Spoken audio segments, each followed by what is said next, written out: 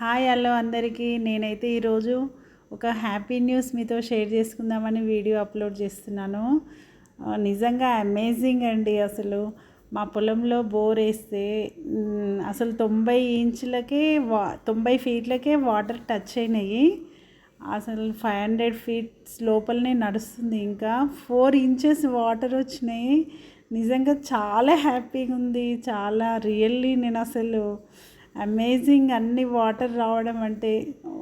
Thank you అండి, thank you.